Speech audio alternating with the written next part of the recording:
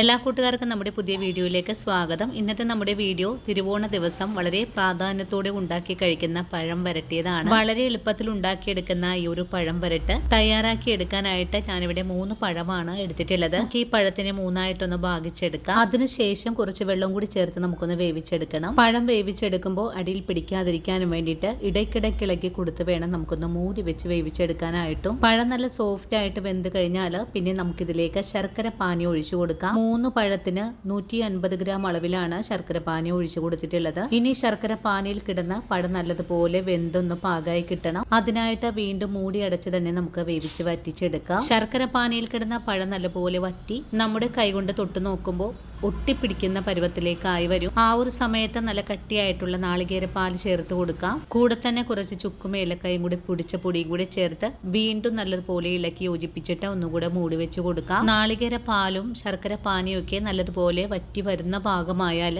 പിന്നെ നമുക്കുടൻ തന്നെ flame off ചെയ്ത് കൊടുക്കാം. അതിനുശേഷം ഒരു സെർവിങ് പ്ലേറ്റിലേക്ക് കൂടെ മാറ്റാവുന്നതാണ്. തിരുവോണ ദിവസം സദ്യയുടെ ഒപ്പം പപ്പടം കൂട്ടി ചേർത്ത് കഴിക്കുന്ന ഈ ഒരു വിഭവം എല്ലാവരും തയ്യാറാക്കി നോക്കണേ.